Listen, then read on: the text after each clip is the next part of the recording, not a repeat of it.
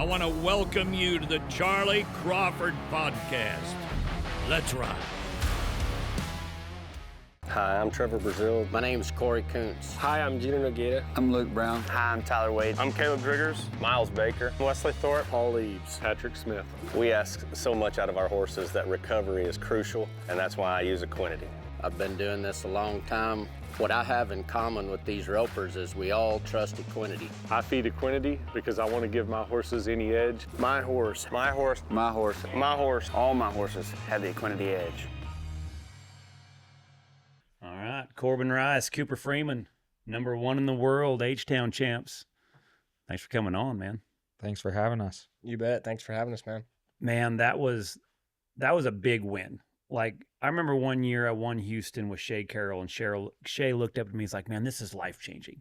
And I'm like, yeah, I still got to go shoe horses. So, like, I'm still shoeing my own horses. Like, for me at the time, like, it didn't feel life-changing. Right. Where you guys are at in your career, this truly looks to me like life-changing. You wake up one morning and you're #1 in the world with 87,001. Now, all of a sudden, like, what was a dream to make the NFR now looks very, very real. Yeah. Like, talk a little bit about Houston. Talk a little bit about after the win, like what it feels like with where you're at now. Oh, it was crazy. You know, it just felt like a rodeo the whole way through it, and we just kept roping and catching steers. And right there at the end, we knew we were guaranteed 10,000, but to walk away with almost $70,000, it was crazy. And then, you know, not to say the plan changed, but like it probably took me 3 or 4 days to realize like the NFR is in reach, and it's crazy to look at it like that. And, you know, people they're just telling you, you know, you can do it, you got it, you're there, but there's a lot of winning left to do. But it's you know, as a little kid, you dream of making the NFR, and, you know, it's coming from Missouri. Nobody from up there. There's been a couple guys, you know, close and from around there that have made it, but I wasn't around NFR qualifiers every day, and to get to you know, realize that it is possible, it's pretty amazing. Well, Korbin, I was watching you rope, and it just looked easy for you. You hit the start, you ride your horse so good, your head loops were going on good, your angles were good, and then I remember when I had seen you, Cooper, at over there at Braze, and I was roping, and I think it was like right after the timed event, so Worley was over there, and you was over there and talking, and I'd seen you, but I'd never seen you rope. And then I think a couple nights later, I texted Worley. I'm like, hey, was that Cooper right there wheeling for Korbin? And he's like, yeah. I'm like that looked legit. Like, the heel horse was in the right spot. Your swing was in the right spot before the steer even hit. Like, I told him, it's like, they got to run. Like, it looks damn good. And then 4 steers later, like, yeah, they got a damn good run. Like, they win that sucker. Like, it was awesome. But talk a little bit about, like, your game plan kind of going in, because it looked aggressively controlled. Right. Yeah.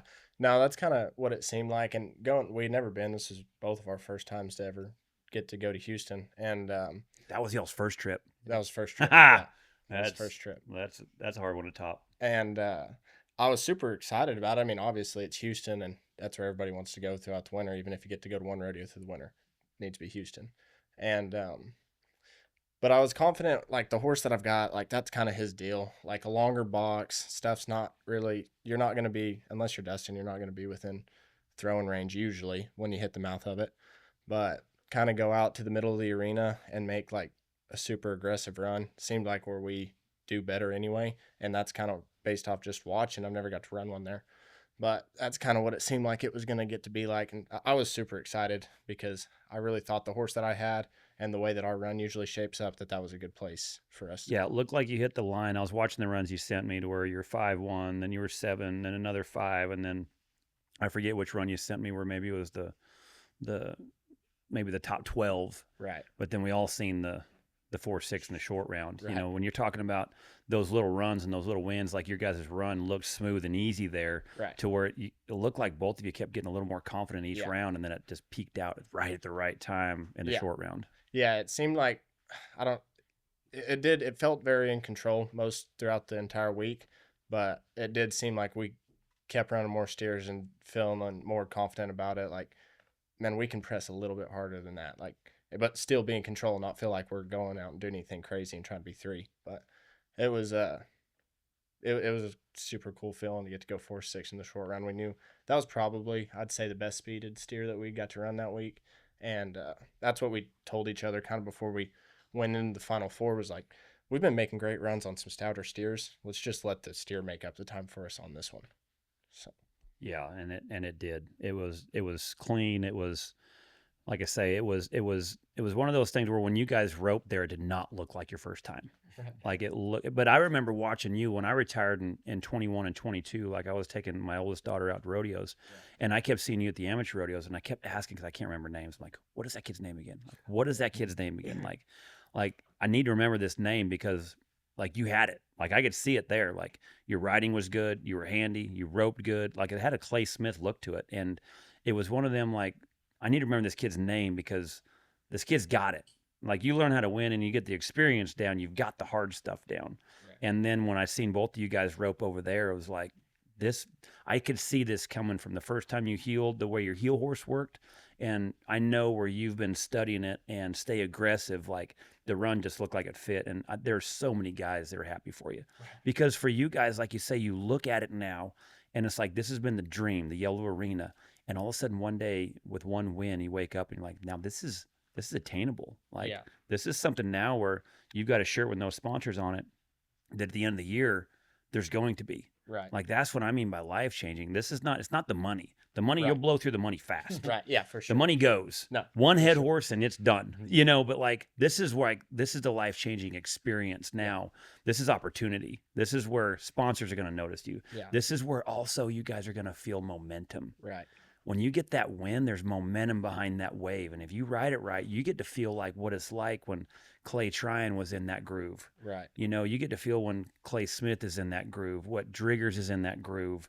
Because when confidence comes momentum, and when momentum, you feel what that feels like to win. And for a lot of guys, they never get that. It's like that pick that we were talking about, the guy that was digging for gold. Mm-hmm. You know, and he almost got there.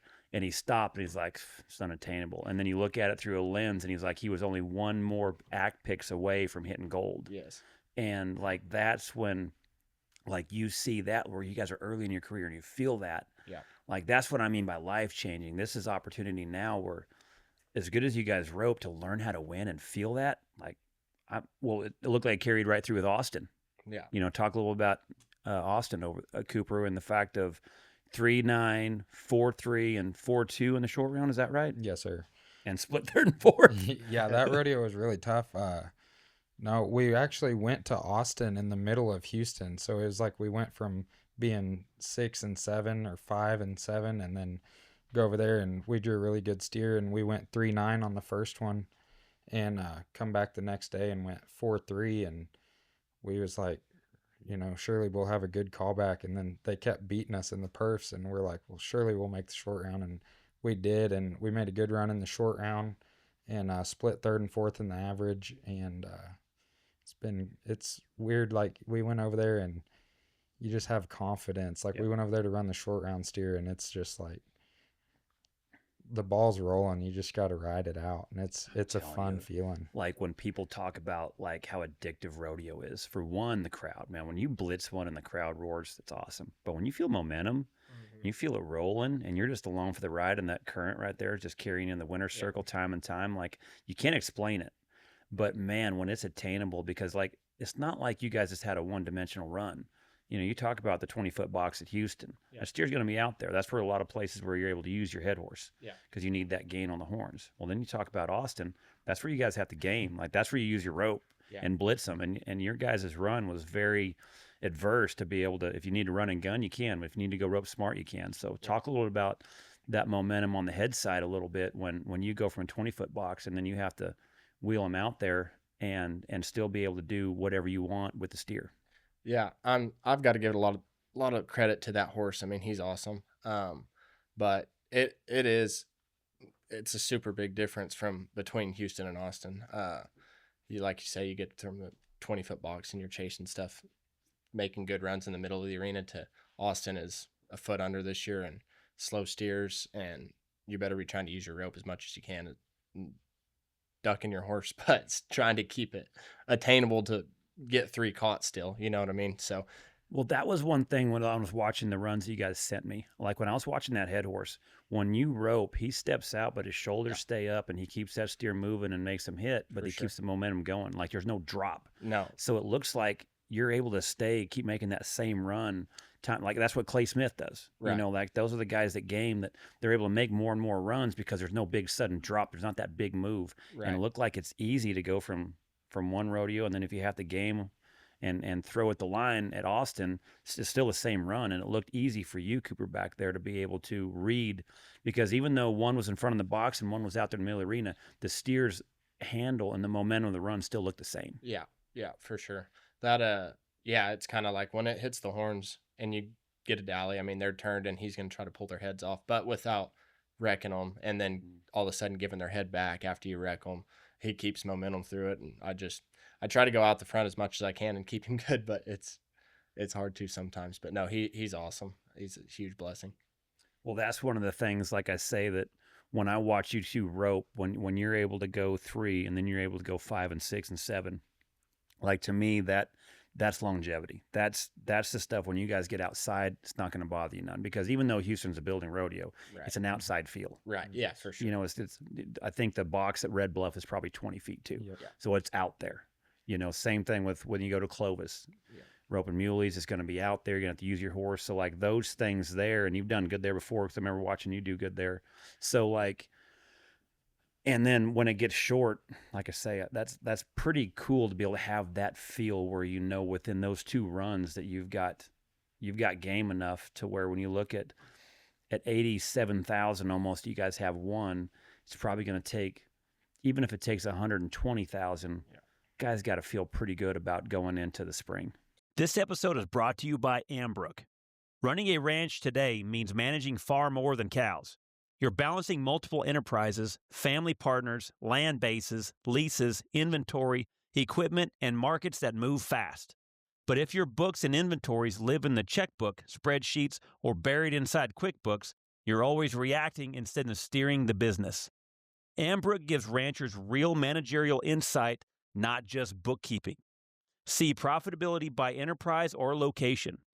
Know whether hay is paying for itself, whether stockers outperform cow-calf this year, or whether that rented pasture is worth keeping. Your balance sheet updates automatically, and with ag-specific inventory management, you always know exactly what feed, inputs, and livestocks you have on hand and what they're costing you. Tag receipts from the feed store, reconcile from the tractor, and eliminate year-end scramble. Ranchers save up to 90% of bookkeeping time and finally get numbers they can trust for family meetings, lenders, and major expansion decisions. Ambrook is built for ranching complexity, not generic small business accounting. Try it free for a month at ambrook.com/Crawford. That's AMBROOK.com/Crawford. Yeah, for sure. The guys rope so good nowadays too. It's like you've got to be able to do them both. You got to have horses that fit both places, and just stay on top of it, rope as much as you can, because everybody else is. Yeah. Well, Cooper, talk a little about your heel horse, because you guys roped last year as well. You guys went out there all summer long, correct? Yes, sir. And roped together last year, continued the rope together this year. But talk a little bit about that heel horse. I like that horse. But also, too, you also had some horse troubles a little bit last year to where you had to ride this horse, correct? Yes, sir. So I've had a horse that I bought whenever he was 6, and I think he's 15 this year.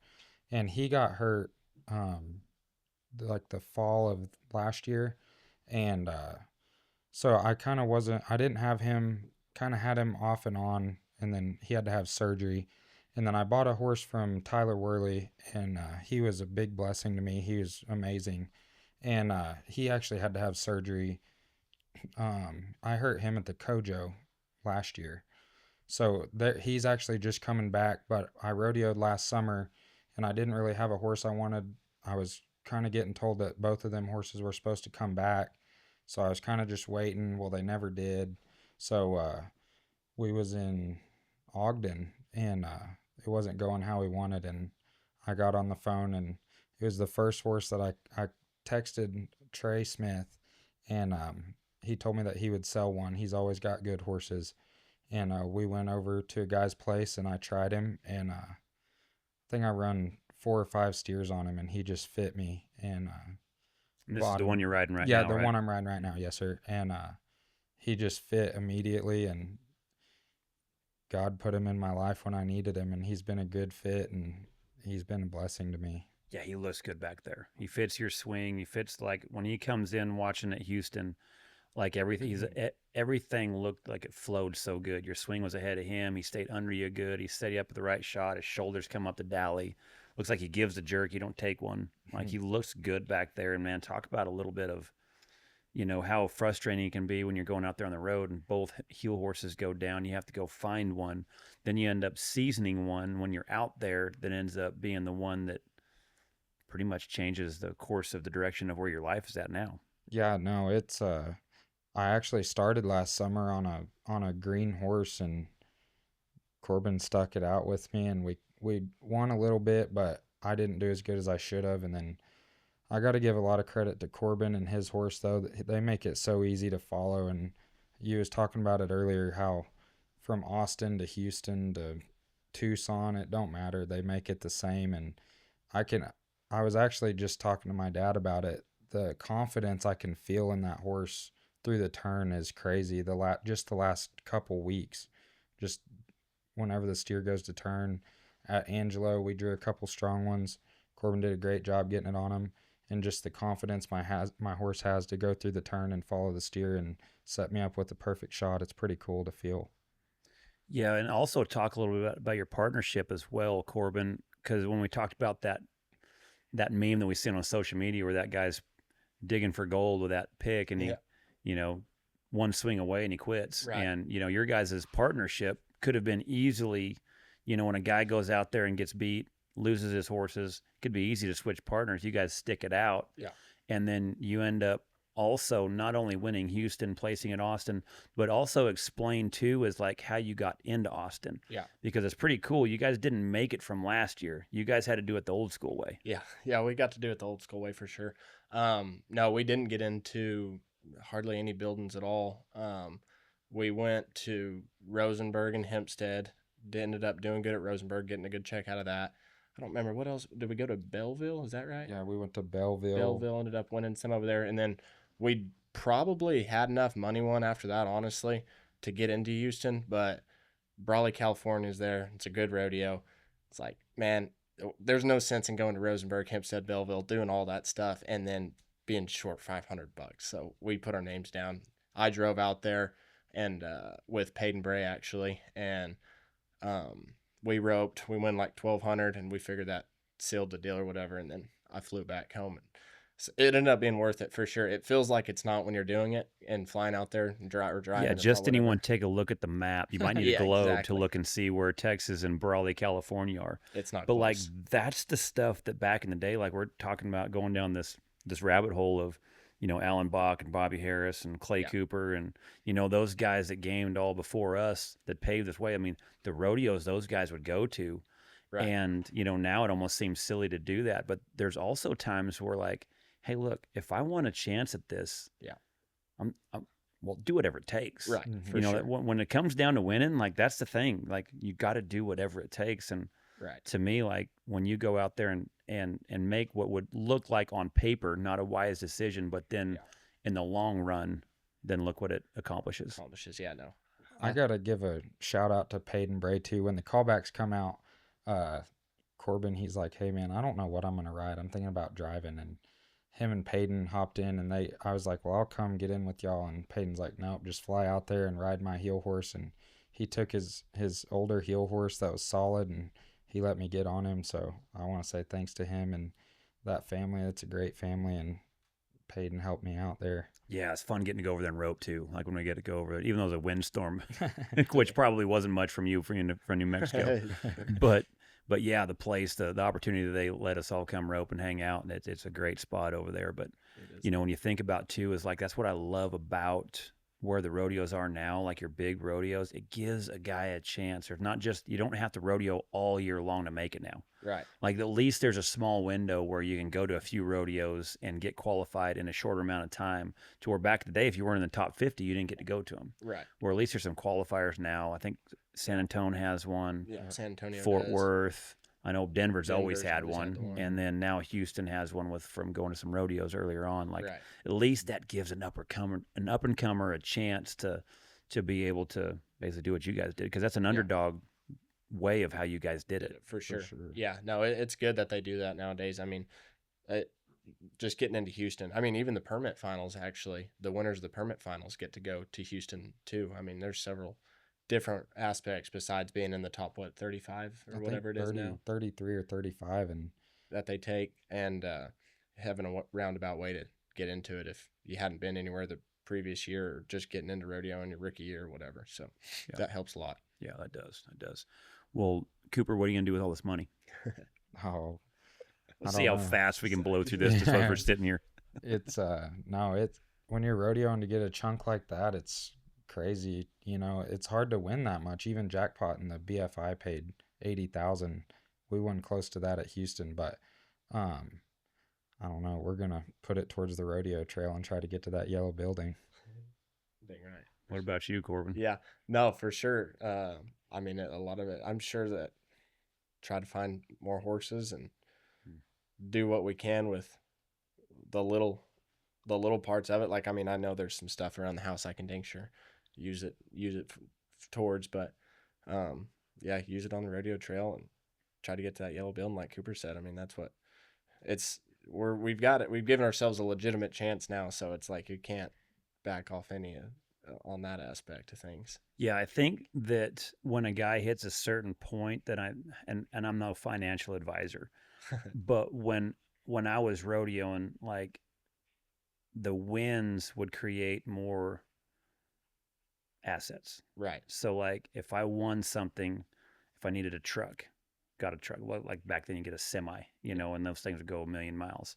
Then, okay, you know, but I had to make sure the horses were there. Like, that's what I love. What you said right there is that if there's a chunk of change, I've got to make sure I'm mounted. Right. Because if I'm not mounted, that money ain't coming in. Right. So that's a big deal on making sure that a guy's investing in those animals, because you can always hitch a ride. Right. You know what I mean? Yeah. Like those horses got to be there first, and then making sure you got places to practice where you can keep them working and keep working on your game. And, you know, that's where it takes so long. Like for me was to be able to invest that money. Right. To where it was building more money was hard, because like you needed a place, then you need a place to rope, then you need cattle, then you need a rig. And, you know, it's one of those things where it kind of keeps going for a while, but as where you guys are at early in your career and as good as you guys rope, like the sponsors is going to start coming in, then you'll start seeing where like now is that, okay, now the sponsor money, now what do I do with it? Right. Like, is that what I use to put fuel in the fuel tank? Is that what I use to pay my fees? You know, then there's more money now that you're winning or you're actually keeping. Right. And then I think when a guy's like, all right, now where do I do it? But I think where you guys are at, I think it's, in my opinion, like as a small business owner, they'd be putting it into their business. Right. They're making money and putting it in their business. And like right now, what you guys are is you're putting into your business. For sure. Need head horses, need heel horses, and we'll figure out a way to get to the rodeo later. Yeah, but like, absolutely. that's what's gonna give you guys, I think, that opportunity to keep winning and get that back number at the end of the year. Yeah, Yes, absolutely. Absolutely. We'll talk a little bit about too is like, Korbin, when you grew up like from New Mexico, who was the guys like that you studied? Who was like the guys when you were growing up roping that you emulated or watched or tried to, like, that's the guy that I'm going to try to follow? Yeah, no, I've spent countless hours watching BFI tapes and just anything that what was it that used to have all those the tapes? What is it called? The final spin. Final spin, between the final spin. Yeah, I mean Oklahoma City and stuff. But no, I would study hours of tapes and watch. I mean, like Chad was always clay trying. I mean, there was a bunch of guys that always have looked up to and thought that they had it amazing and whatnot. But Chuck, got to watch you a bunch and those videos and whatnot. Liked. But yeah, you can spend hours watching those tapes and studying different things, and I'd never gotten to really see anybody that roped like that and their horses work like that or anything like that around New Mexico. I mean, you go to a 12 slide, there ain't no telling what you're going to get there. You know what I mean? But it's just crazy from going from that right there and not really having any idea about horsemanship or what a good, and I always had good horses growing up, don't get me wrong, but keeping them put together is a different thing. They can be as good as you want, but keeping one put together is a completely different thing. Getting to come over here to school and starting to rope with guys that really had that going on for them, and just how much different their practice was than mine was like huge. What was it you saw? Because like, you know, coming from New Mexico, now you're where the assassins are. Like Right. This is where the killers hang. Right. So as you're going to these jackpots and then now getting a rope with them and go to their places, like you're seeing different stuff. What is it that like, oh man, like that's what they're doing. That's how they're doing that. What is it that you've seen that was so much different than that was eye-opening to where it wasn't the same as what you were doing when you were home? Yeah. So much more control. Them guys had way more control of their horses, of their rope, of Where at? all of it. I mean, I'd never even Like in the box, in the corner. Yeah, in the box for yeah. sure.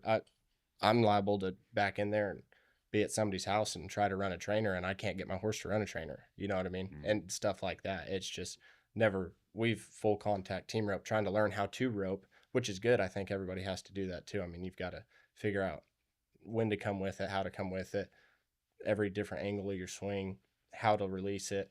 A guy's got to potentially have a practice horse or whatever growing up and rope like that too to get better. But it got to the point where, yeah, when I came over here and realized like them guys can score a trotter halfway out, daylight them, and then their horse goes whatever speed they want their horse to go. I didn't have that option at all. So I was like, that was the main thing that I had seen, or just maybe the first time I'd ever went and roped with anybody that had any idea of what they had going on. But they would back in there and maybe only rope 4 or 5 trainers and score 4 or 5. And that's the end of it on a horse. You know, it wasn't, I got to probably my junior and senior year of high school where it was maybe a little more practice like that, but there was still not a whole lot of horsemanship behind that. It was more team rope all the time. Well, talk a little bit about too, like when you come down here, go to school, and then get to rope with those guys, and now you get a chance to stay over there at Chad's, Right? and how much you've learned over there at Chad Masters, because that guy is great with a horse. Oh, He's man. got great horses. Yeah. That horse he rode at Houston, the one he rode, same one he rode at BFI, like that one, it looks like Cody. Like he's always had good horses, and talk about a guy that works at it all day long with the horsemanship side of it. That had to be a huge opportunity for you. Yeah, for sure. It was like, I mean, it was a complete, I was pretty mind blown the first probably week or so that I was there of how slow he would go. And like, I don't know how these guys rope good. They're doing this. When But did they practice for themselves? When do we get to chase them?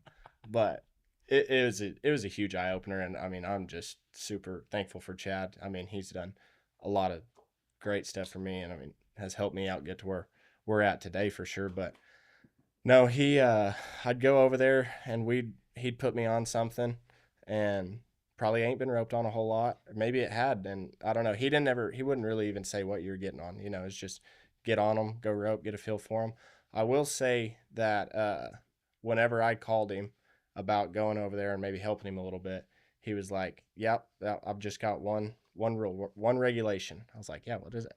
He's like, "I've had some guys over here helping me and whatnot, and they just kind of ride them like how they want to ride them. I'm gonna make you ride them how I want you to ride them." And I'm like, "For sure, like that's what I want. I don't need to. My stuff ain't working anymore." You know what I mean? It's like That's good to come with that humbleness. Yeah, because for that sure. is true. You're exactly right. Right. What Yeah, I've tried, like that is what I'm looking for, is how do I make mine work like yours? Yes. Yeah, for sure. And when was it when you finally got to ride one of his good ones? And when you did, what did that feel like? Honestly, probably the first horse that I'd got on over there, and I could be wrong, but recognizable is I had sold a couple of horses in that area, and all I had was maybe a greener horse or something like that was probably not ready to take, and we were about to go to Andrews for the jackpot. I didn't even enter Odessa. I don't even know if I had a permit or anything, but I was going to go to Andrews and then to the jackpot in Odessa and rope at them, and I didn't really have anything, and Chad was like, "Take Papa Rock." Said, "Come run some 5 or 6 on him this evening. You can take him." I think he was like 7 or 8 then, and that was from the first time I had been on him, he was for sure the best horse I'd rode. What felt different? He wanted to stay in the box. He didn't want to. When I nodded, he didn't want to go anywhere. Somebody scored. This sucker will score. His shoulders never got low. I mean, it was just literally almost everything. And I'm not knocking the stuff that I rode growing up, because my parents did everything they could to keep me with good horses. Well, there's a saying. I remember hearing a saying when I first started getting out there. There's two of them. One of them was life-changing for me. One of them was like, I heard Popeye Boltinghouse say one time on a Rich Skelton tape that it's not how much a horse can keep you. It's not how much you can win on a horse, but how much a horse keeps you from winning. Yeah. And that's when I looked at the stuff tied in my trailer. It was all for sale right after that. Yeah, because for that's sure. what I kept saying. I was like, well, he's fine. I win some on him. But when I looked at how much he cost me, and I was like, dang. And then I also heard something too, is like, you don't know what a good horse is until you've rode a good one. Right. And when I got on Pook, Richard E. Guerin's yellow horse in 2001, when him and BJ Campbell were running off with the world title, and he let me on his yellow one year. And I was like, that was the fastest controlled horse. I had a leg to win the first round. I've never won a first round at that point ever. And you're like, well, I rope good enough, but that's what a good one feels like. Right. And then after that, you almost know what to look for. Yeah, for sure. No, that definitely helps. And then, yeah, like you're saying, you've kind of got a feel for what they're supposed to feel like, and then you can kind of build off of that. But no, I really had good horses. I just couldn't keep them put together. They were good horses, and looking back at it now, for sure, if I knew then what I knew now, they would have been. I could have got probably at least 2 or 3 more years out of any horse that I had prior if I'd just worked them right in the practice pen and did the right things. It looks like you're in the right spot, because your mental game, you got a strong mental game. You know, I watched like at Houston where you just kept getting stronger and stronger. Your confidence is there, your ability is there. But where Chad is so good with those horses, like that's a really good spot to where you're going to learn so much more on just those little tiny things to keep them working throughout the year. Because that guy had some great ones. Yeah. That was one guy. Him and Trevor were two guys I could get on their horses, and I didn't even need to get on them before that I knew I could go if I need to get by one more steer, or if I needed to whatever, because there was no tricks. They scored, they left when you wanted, they run to the spot, they stepped their shoulders up, and they faced. For sure. Every one of them. And like that's a good spot. And I even see it, like I watched him a couple years ago at the fraternities, and all of them, they all look the same. Yeah. Like they understand their job, and he stays consistent with his training. So for sure. You're in a good spot. Definitely. Yeah, absolutely. What about Cooper, when you were going up there in Missouri? Who were some of the guys that you looked up to? Who were some of the guys you watched on TV, you got to emulate, you got to rope with? Well, I mean, I watched a lot of tapes, and I would watch all the BFIs, the George Straits, all the ropings that everybody watches as a kid, and everybody wanted to be Jade Corkle. So you watch and study, and, you know, then I even would watch, you know, Walt Woodard. Walt come up to, my parents got an indoor barn up there, and he would come up there and put on a roping school, a 3-day clinic once a year. And he would help me for 3 days every year. And it was something, my dad, he would tell me like, well, Walt told you to do it like this. And it'd be 6 months later, and I'm like, you're right. So, you know, I got to give a lot of credit. So unlike Derek Begay, the heel and tape for you worked. Yeah, I don't know what Derek Begay was doing. I don't think heeling was meant to be for Derek Begay. But no, I kind of grew up the older style of heeling. You know, you get a bigger loop, feel your tip, set a gait, and that's how you heel a steer. And it's you know, you watch Jade and you know, Wesley Thorpe and Hunter Cook and all them guys, and it's so amazing to watch their styles and how sharp them guys are. And it's I just basically grew up watching them guys, and there's a lot of guys that roped really good up there, you know, that and they helped me, did everything they could. But it's so crazy when you get to come down here to where all these guys hang out. It's so different. Talk a little bit about what you got like off of Walt, what little things you got off of Jade as you're kind of building your style. And then also what changed when you got to come down here and see them in person, watching all those runs. The biggest thing I would say is their position. Like, and that's what I grew up. My dad was always so big. He would just tell me, you know, open up your swing, follow the steer until you know you're going to catch, and set a trap. And that's how I grew up heeling. It was, if I missed, I didn't get in position, or I had too small of a loop, or I didn't feel my tip. And I got to give a lot of credit to probably Walt in that style. And that's how I grew up, was just, you go to 3 o'clock and pull it across to 1 o'clock and take the flies off their back and get in time and set it down there. Love it. What about, talk a little about the operation you and your family have up there in Missouri? My mom and dad bought an indoor arena with a restaurant inside of it whenever I think I was just born. And my mom and dad have run it ever since. And there's a Western store in there now. And they've got boots and clothes and everything in there. And I've grown up around there. It's pretty cool to be around there. And we have rope-ins every week and barrel races, I think, twice a month. And where is that at? In Carthage, Missouri, right by Joplin. Yeah, because you guys had some big rope-ins up there, I remember, a few years ago. Yes, sir. Right? There's a great family that lives right up there that own a sale barn, and they had a tragic accident, and one of their family members passed away, Cashmore, and they had a big roping up there, and they added a bunch of money, and it was amazing. I was I can't remember how old I was, but I should not have been entered in the open roping, but I entered, and it was cool to see all the big dogs come up there to our part of the world and enter, and it was a great roping. I think they only had it a couple years, but to get to see everybody, to have a big enough roping in our part of the world for these guys to come up to, it was cool. Yeah. This episode is brought to you by Techstar Kabota in Stephenville, Texas. Got land to care for, a yard that needs taming, or a job that calls for serious muscle? Then you got to check out Techstar Kabota in Stephenville, Texas, your go-to source for top-tier Kubota tractors, mowers, utility vehicles, and construction equipment. Whether you're farming, landscaping, or tackling projects around your property, they've got the equipment to help you get more done. From rugged tractors and backhoes to precision mowers and utility vehicles, Techstar Kabota pairs great machines with even better customer service. And right now, they've got serious savings on select Kubota products, like low monthly payments on tractor packages, 0% APR offers, and special deals on Z-Series mowers and construction equipment. But hurry, these exclusive offers won't last long. Need parts? They've got them. Need service? They'll take care of it. And their team of trained experts is ready to help match you with the right equipment for your job and your budget. So head over to TechstarKabota.com or call 254-968-0911 today. That's Techstar Kabota in Stephenville, where hard work meets outstanding service and unbeatable deals. We'll talk a little about the partner swaps going on. I see where Tanner Tomlinson and Kobe Payne split up, Wesley Thorpe, T. Wade split up, Tyler Trine and Levi Lord split up, Clay Smith, Nikki Northcott. There's so much to I remembered growing up and being out there on the road that when the partner swaps would start, you'd see the pressure come off and then they would usually win.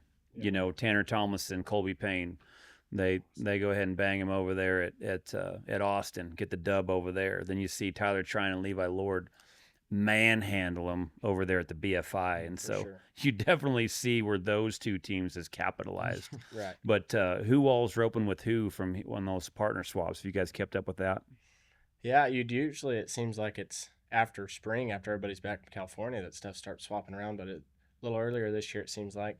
I don't know. I think maybe I've heard Tanner Tomlinson and Wesley are going to rope, and then Clay Smith and Colby Payne, I think, are teaming back up. I know Tyler and Nikki are going to rope.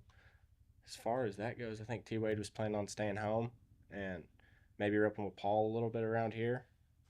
As far as I know, that's kind of... Yeah, that's kind of all I've heard of, too. It's because I haven't heard of Levi, like who he's gotten yet. Yeah, I haven't heard either. I don't know who he's got either. That'll end up getting somebody split. For sure. There's some nervous healers right now. Yeah, that's liable to cause some drama for sure. Levi's roping good and got good horses. Yeah.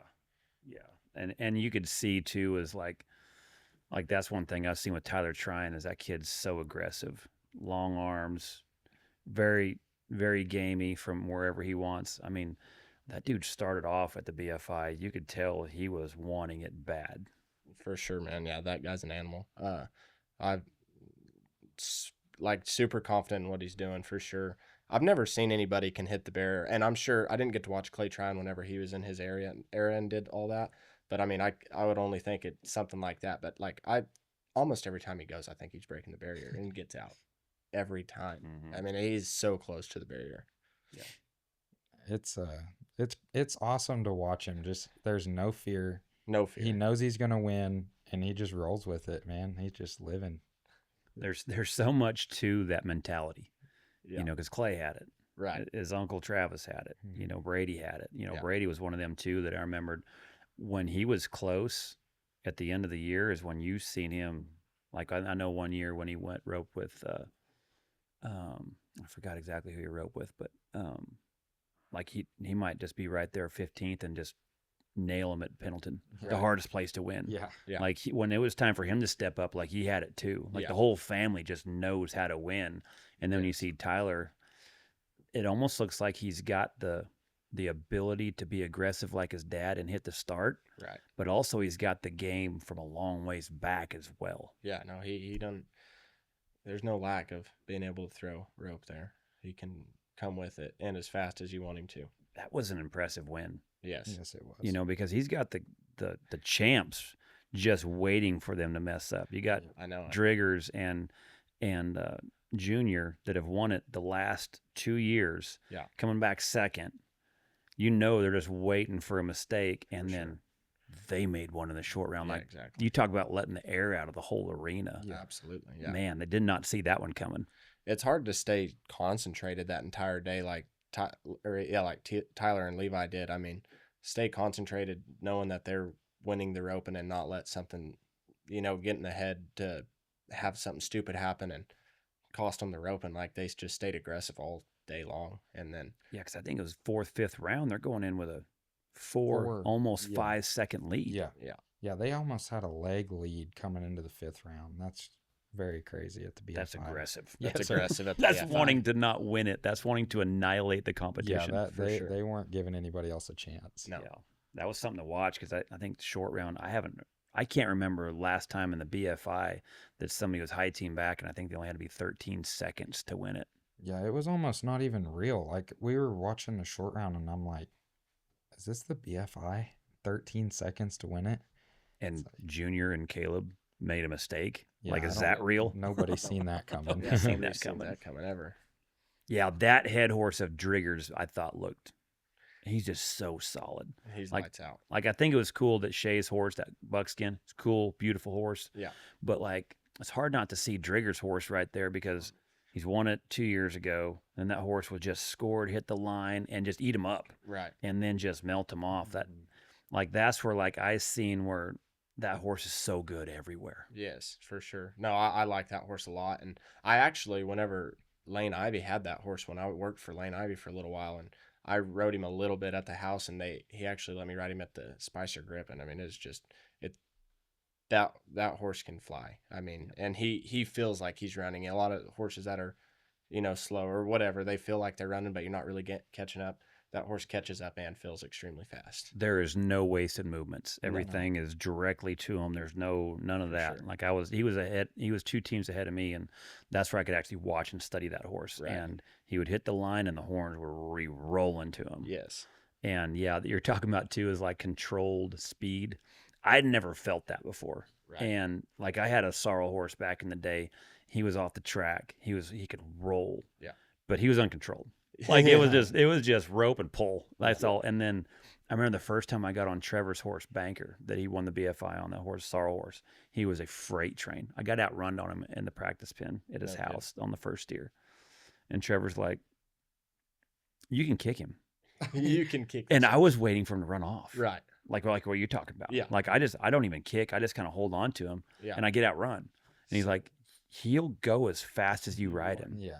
And the next one, when I seen the start and I got in front and my feet rolled, whoop, Yeah. it's like, whoa, Yeah. that was controlled speed, like Yeah. what you were talking. Like, that was the first time I felt that for sure. Yes. Absolutely. Yeah, that one of his looks that way. Yeah, That for sorrow. sure. I don't know what that horse's name is, but He calls him Oliver. Yeah. Oliver. Yeah, That's a he's- good horse. Very but good I think it horse. was special too in the fact of like last year he won it too on a different head horse. Right. Yeah, for sure. Yeah. That guy, it doesn't matter for him. It's so impressive for him to, because, you know, I mean, even us having as much fun as we do right now, I don't want to get on anything else for a little while. You know what I mean? Yeah. So, and he'll just swap stuff in and out. and still is just as competitive on one horse as he is the other one. That's one guy that was a chameleon that could get on so many things. Right. You know, when you look at the sorrel that he won on last year, Yeah. and then the same sorrel that he won on 2 years ago that he rides this year, and just always right there within the lead.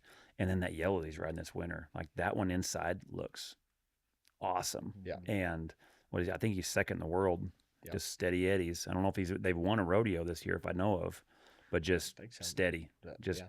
winning everywhere they go. Yep. They don't. Yeah, they do. They win hardly ever run a steer without picking up a check. Yeah. It's pretty crazy. Well, you think about it too, is like, what is it, 12, almost 24 runs in a row at the BFI. You know, I mean, that's They've roped. That's consistent. Yeah, absolutely. You know, but then go over there to Austin and go be 3-2 in the second round, and then 3-2 in second. Yeah, How about that's that? Kind of a sad day. Yeah, that was the old world record, though. It's not good enough anymore. Not good enough anymore. We'll talk a little bit about the crossfire. That's one of the hot topics a lot of guys are talking about, you know, especially after Austin. Lot of conversation going from Austin, what the crossfire is, rewording. What is it when everyone got over there to Angelo the other day? What did you hear that's kind of changing on what guys are looking at or what the flaggers are looking at now in the crossfire rule? Well, they didn't really change the rule, but I think Driggers sent out a group text, and the best way I can explain it is he was just saying that they're going to enforce the rule, or if the judge thinks that it is questionable, if he has to think about it, they're going to flag everybody out that is questionable. So I think that was kind of the most, like he said, if that's the hill we're willing to die on, then let's die on it. And I think it'll be better for the whole sport. I think, you know, it's gotten so fast and everybody's so good. But, you know, roping a little bit older steers, or the natives are a little lighter than the Mexicans that we've roped the last few years. Guys are just nailing them right in the turn. And crossfire or not, that's up to the judge. It's not even up to us. But we'll talk a little bit about the difference between a lighter steer and some of them old M brands, because that is one of the things now going into this year. A lot more natives that you guys are gonna be roping because the border shut down with the Mexican steers. So, like, talk a little bit about that, on what that does differently and how they hit. Well, the head horse and the header is so important on a lighter steer, because you got to keep them pushed up and round the corner a little bit where they stay on their feet.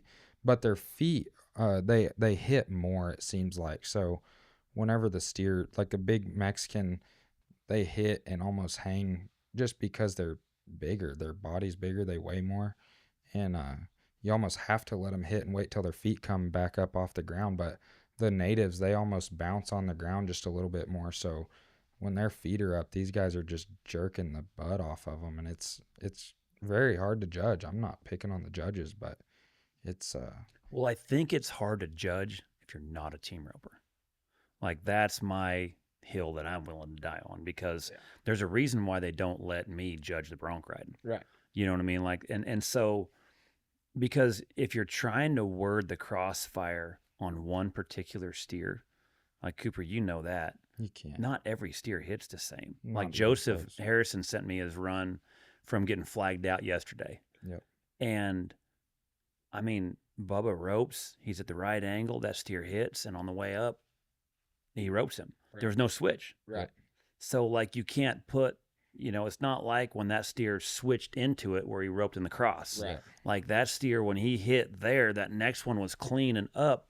And to me, that looked like a first hop because of the control the header had. Right. And the fact also that steer checks off. And then so when you check off, you're able to get in front of that steer. There's not going to be a switch. Nope. He's already hit the end of it. So, like, there has to be, and that's the thing that, like, I remember Billy Bray, Wesley Thorpe, and at my roping a few years ago at the NFR Showdown, our military event, they brought in guys and videoed it and had some flaggers coming in to try to get better angles, to go to the PRCA, to be able to, like, hey, look, this is what we're looking at. This is the right place to flag from. And then it never got approved.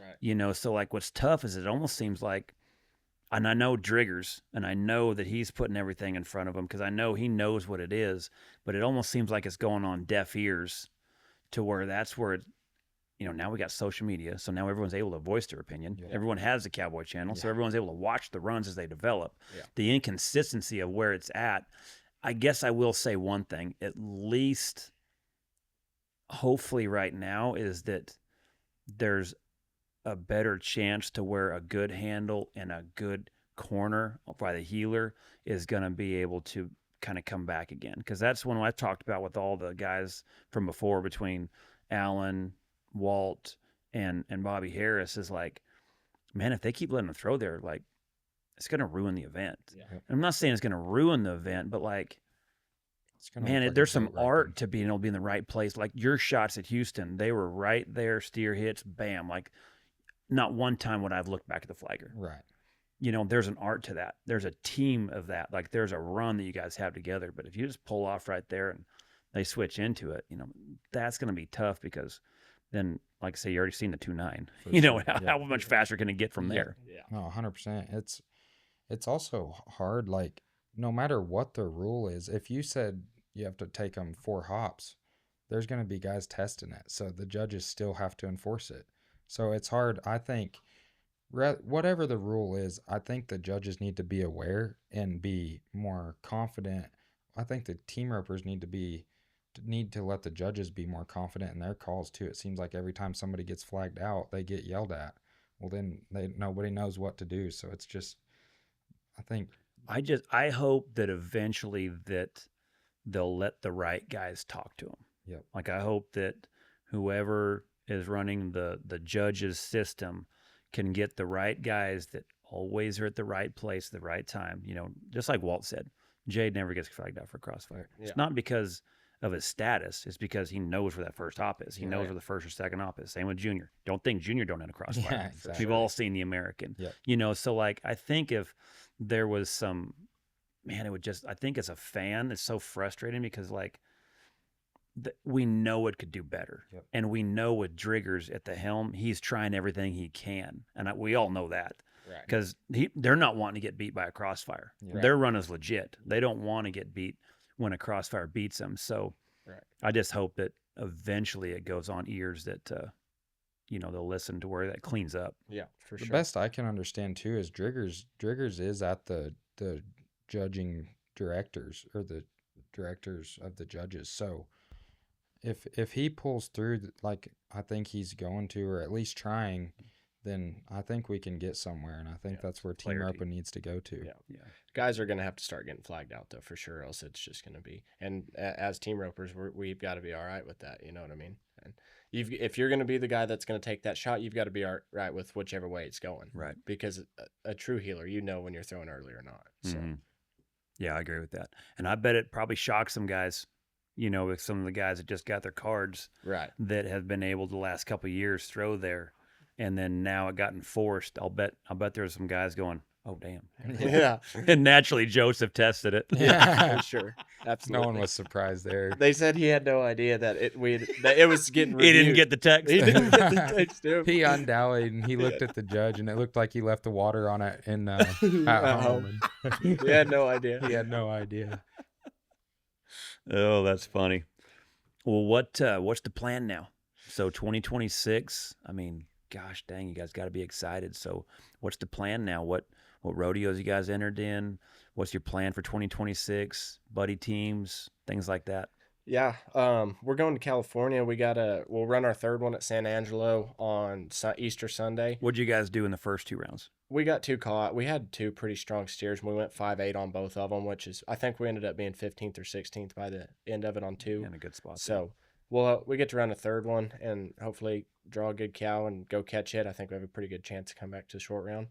And then So talk a little bit about when the third round is at Angelo. Yeah. Talk about when the short round is at Angelo, and then also you guys are entered in Logandale and Red Bluff. Right. So talk a little bit about kind of where you're juggling horses, the calendar, stuff like that.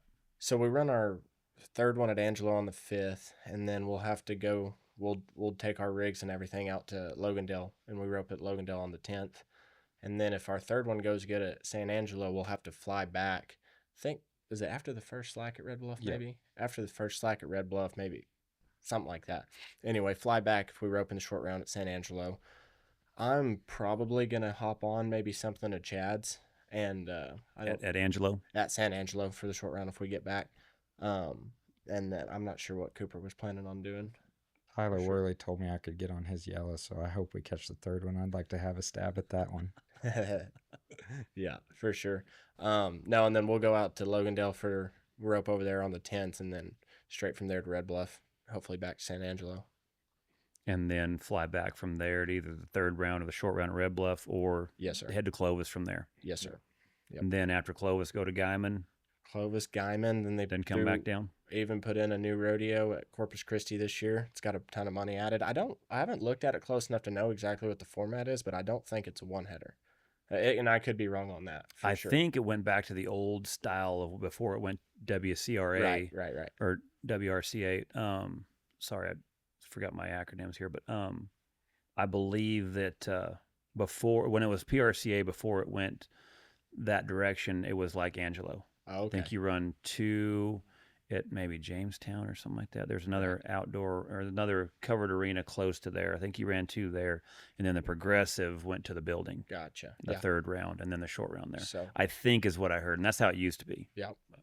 No, but it looks like it'll be an awesome rodeo. We're planning on going to it, and then Nashville. The past couple of years, they've put together a huge rodeo, added a ton of money.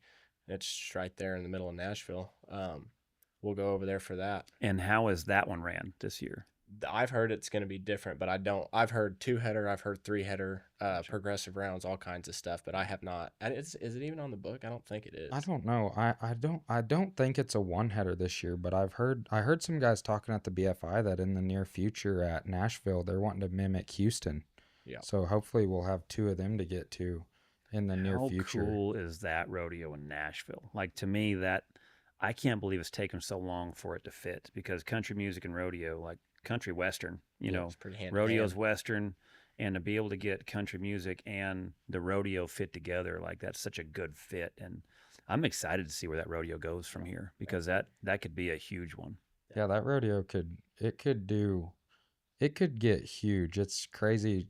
I've never been to Nashville, but we went last year, and for one, the committee was all in for us. It was downtown. They was doing everything they could to park us and get us into the rodeo as easy as they could. But like you said, it's country music and rodeo. Can't get much better than that. I think the sky's the limit. I think they could do whatever they wanted to do to make that rodeo whatever they want to make it. I thought I heard you run 2 maybe in Franklin or something like that, and then I think maybe the third round goes to the buildings. Yeah, I could see Because it being that something rodeo is like a that. little bit tough. When you Right. talk about getting in, because Bridgestone is literally right in the middle of Nashville. I mean, you're right there. There's all the bars. What's the main strip? I think it's Broadway. Broadway. You're right by Broadway. So Because I went there last year, and I went to Bridgestone, and I watched Kill Tony. I like comedy. So I went Yeah. over there during a clinic and got to go over there, and I was walking around going, where are they going to put everybody? for sure. No. And made it work. Yeah, like Cooper said, they did it. The committee did a really good job. Tried to make everything work. We're happy to have us there. I mean, they were excited. They couldn't believe they got that many cowboys in that area, but they did. And Yeah, you add the money, and they will come. so, for sure, absolutely. It'd probably be a good thing if they made us run a couple steers not in Nashville. I don't know that they need to turn that many cowboys loose in Nashville for a couple A days. couple nights. You might see some old school. Yeah. You might old see school some bit. love and drinking fight Yeah. cowboy come popping back out again. Yeah, for sure. Absolutely. Yeah, that place is crazy. So like that's your May, and then man, I've heard about is just how much better June has gotten. Yeah. Like the rodeos has gotten to where a lot of guys ain't going out west because there's so many good rodeos that are coming out in June now before Reno starts. Yeah, you don't really even hardly have to.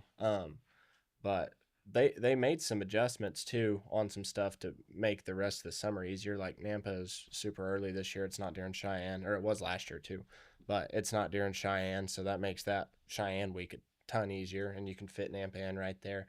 But I'd also heard they were having another rodeo that was supposed to add a ton of money early somewhere. I want to say it was in Idaho. I don't remember what the name of the rodeo was. But they're, yeah, by the sounds of it, and from what I've heard, they're trying to do a lot of things to get even more rodeos put up that's got over 10,000 added. So it's kind of Yeah, it's a lot of opportunity. a And lot of opportunity for some different stuff. It's pretty crazy to see where rodeo is headed. Like, I've only rodeoed, this will be my 4th year, but just to hear stories about how guys had to make it to the one headers and paid $4,000 to win it, and it was like the biggest deal ever. And now it's crazy where it's going and the opportunities that the young guys have. That it's so, the industry is amazing to see where it's headed. well, you think about the guys that blazed the trail before you, having T. Woolman on the podcast, and I think the year in 1980 he won it, and I think he went to 137 rodeos, It's turned out crazy. at 3. Yeah, And this that's is a insane. gas truck that he pretty much blew up in a stock trailer with 2 head horses. Yeah, A that's single rodeo. axle stock trailer. So hotels, sleeping in your truck, sleeping in your trailer. Before ACs, Walt Woodard, Yeah, said he would have a bucket right there with a rag and just put it over his head and have the little side window open where he get some air going up and down the road, and Yeah. clean the back of the 2-horse trailer out and put a cot out there and sleep in the back of his trailer. And now we're mad if we can't find a plug-in. Exactly, Yeah, for it's sure. crazy. No, It's come a long ways. Yeah. them in, guys in wanted to do somebody's rodeo. in one cowboy's lifetime. For sure. It's wild. It has came a long ways. Them guys they wanted to rodeo. They wanted to team rope. Yeah, it was an adventure. For sure. Like, Yeah. it was so cool. And that's where you guys are at. Like, you guys, this is going to be an adventure for you guys, getting to go to some of the places you've never been, and, get the feel now of what it's like to have that number 1 on for as long as you guys can hold it. Right. And then, I think so who you guys are going to buddy with this summer or this spring? You guys have a buddy team, or you guys solo it for now?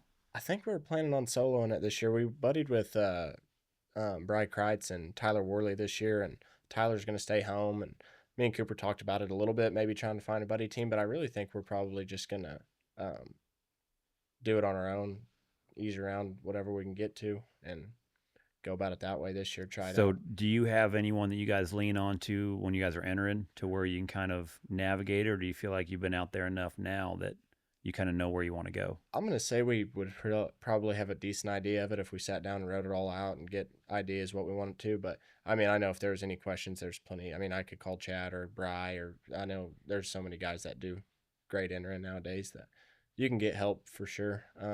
But I think we have in our heads basically what rodeos we want to go to and make a priority, and this lesser stuff that, if it fits in, great. If not, We'll talk a little bit about you guys. You went last year. You went out there last summer. For a lot of guys that don't understand, like, when you go out there for the first time, that's kind of like college. Yeah, for sure. It's a little bit of an experience, but it's also, you're going to get your butt kicked, and it's an investment, because when you go out there, there's something to knowing the difference of when I go to Vernal, Utah. Yeah. Like, I've got to hang it on this one. Yeah. And then when I go to Casper or certain rodeos or like Sheridan, okay, different type of game plan. Yeah. Talk a little about your first year being out there last year to where now going into it this year. What do you feel like you learned from last year that you're able to apply for this year? Yeah, I think a lot of it as a header, it's more or less what horses to dang sure make sure you've got in one spot. And if you ever have to split a rig or something like that, there's just so many different setups, like you're saying. There's almost no one rodeo you go to that's the exact same. So knowing what horses that you need at certain places is huge help.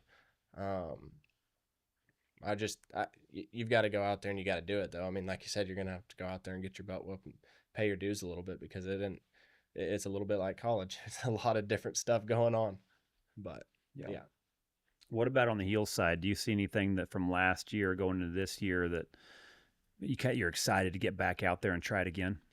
Yeah, it's crazy. And like, back to what Korbin said, you learn so much about the setup, and they almost, like, same guys will contract the same steers at same places year after year. So you learn where the steers are strong and where you'll rope good steers, and what arenas that you need to let the steer go right, and what arena that you don't let the steer go right. And there's a lot to learn, and I still don't know enough, but it's fun to learn and get out there and see how Jade Corkle's doing it. He's been to every rodeo for forever, it feels like. He probably won't appreciate me saying that, but he's been rodeoing for a long time, and just to see everybody's different runs and see what works good for everybody.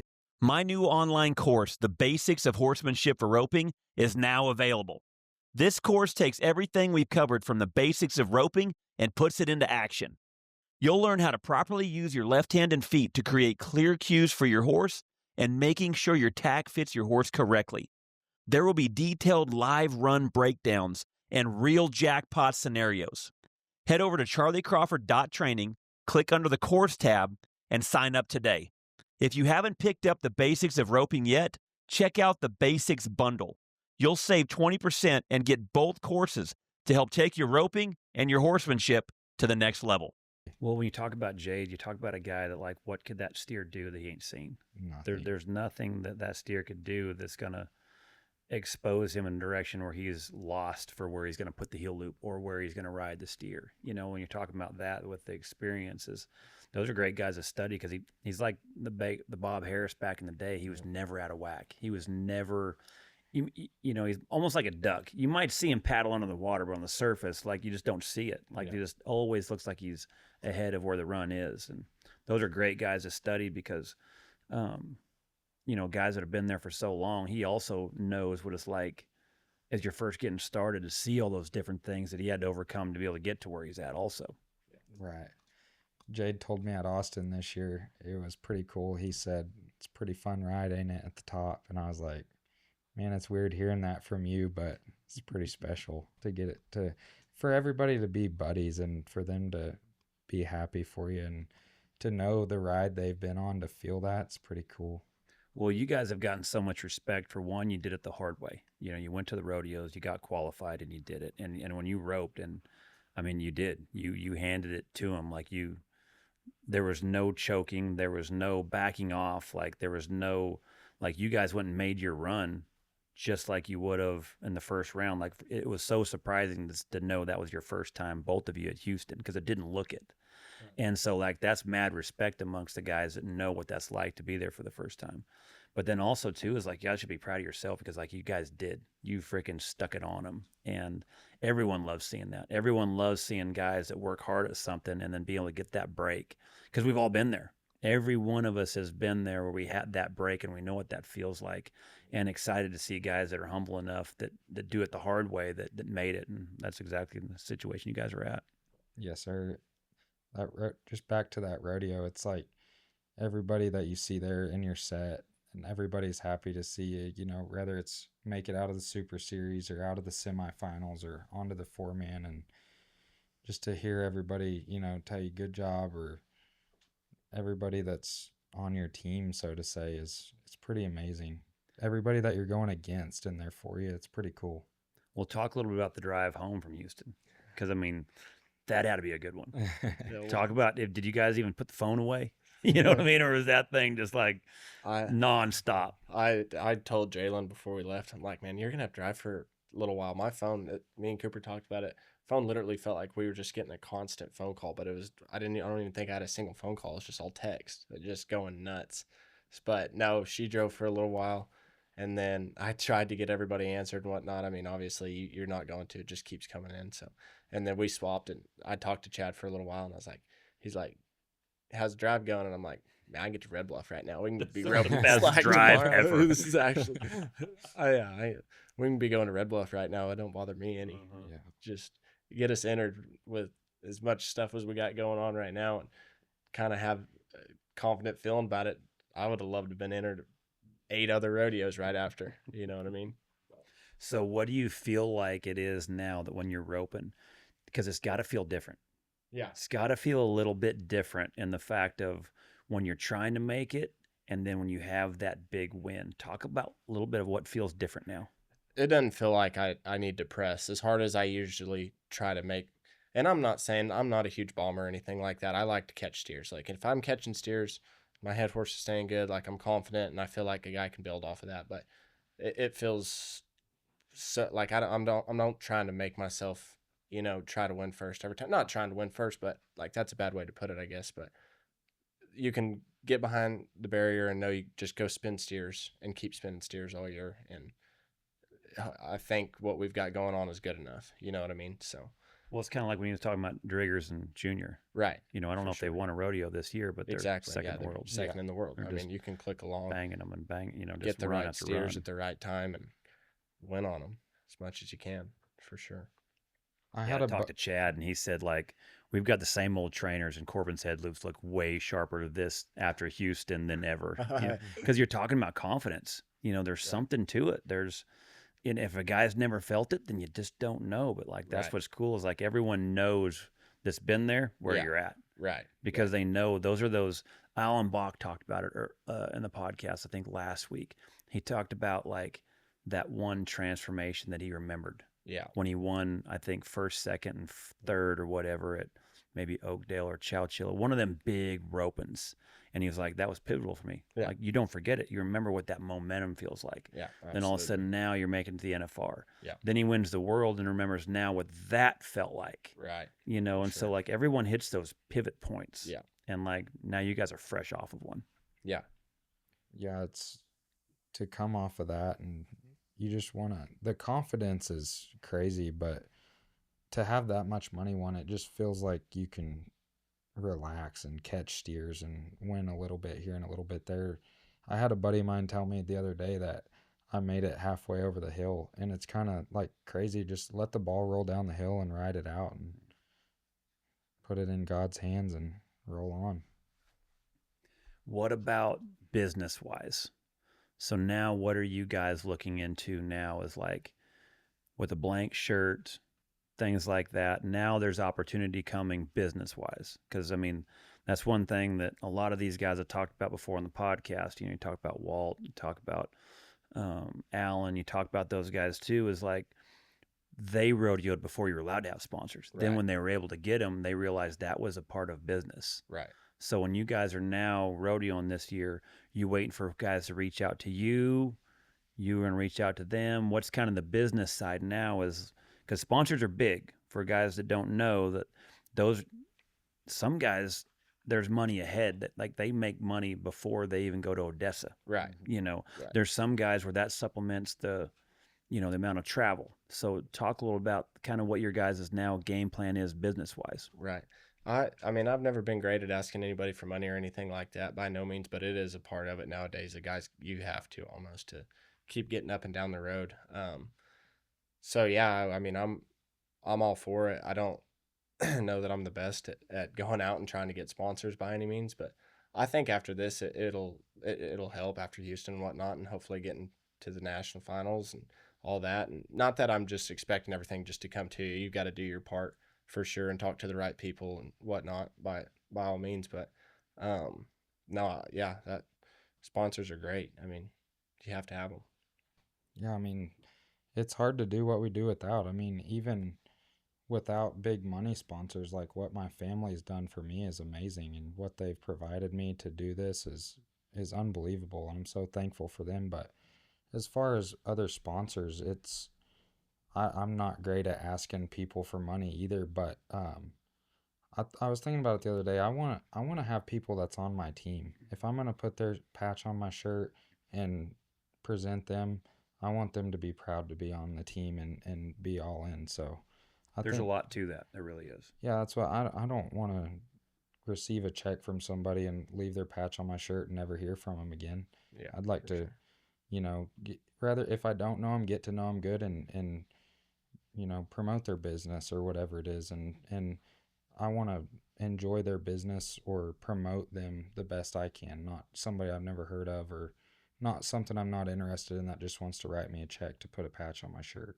Yeah, there is a lot to it, because that's one thing that, like, as a guy goes and gets sponsors, there has to be also too is for the sponsor that, okay, what is this worth for me to put that logo on that shirt? And also, once I put my logo on that guy's shirt, what does that guy do outside the arena? Right. So there's also that, the accountability of the sponsor on who they sponsor, because they don't want their, brand on their shirt when a mug shot somewhere, even though it's free advertising. Yeah.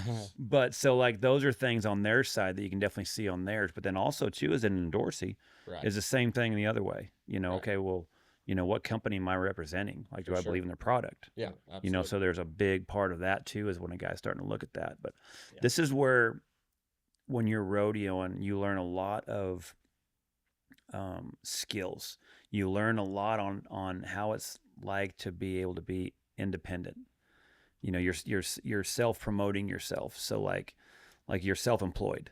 So this is where sales comes in. Right. You know, when we're talking about being able to get sponsors, there's going to be some phone work. Right. You know, a guy's going to have to work on, okay, now as I'm making these phone calls, what product do I believe in? Yep. What product do I like? And then also now is like, what opportunities are they going to get, you know, for, you know, being like, say on this podcast, there's 111 countries watching. There's however many hundreds of thousands of people watching. So like, those are things that they're going to get, you know, as they're going to these rodeos, when you're at Cheyenne, when you're at Napa, you know, when you're at the NFR, when you're at the Governor's Cup, that those guys see the opportunity of where you guys are about to be. So when I said that Houston is a pivotal moment for you guys for opportunity, that's a big one too, because the limelight you guys are going to be in now is game changing for what you're used to, from the college rodeos now to the big leagues. Right.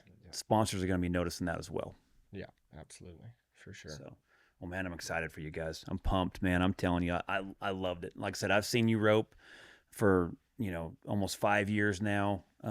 I just met you the other day over there with over there at the Braves. But man, watching the first steer you roped, I was like, oh yeah, you got it. And I remember Worley telling me, you know, man, that kid's got it back there, man. Talking about your horse, and probably one of the nicest guys I've met. You know, when me and Worley were roping and the Braves, like, you were getting steers in. Heck, I didn't even know you roped. I thought you were just working for him. And then I seen you wheel that first one down. I'm like, Worley, you got to send me this guy's number. Like, this guy's going to do something. Yeah. And then, man, just within 4 steers later, #1 in the world, baby. I know it. It's pretty cool. It's super cool. Yeah. Yeah. Well, I'm pumped for you guys, man. Wish you guys nothing but the best. Thanks for you. coming on the podcast. And this will be one of many now. So Yes, sir. So thanks for having us. We appreciate it, and I enjoy listening to all of them that you do. I appreciate you guys listening. Thanks, man. Thank you. All right, fellas, stick it to them. You Yes, bet. sir.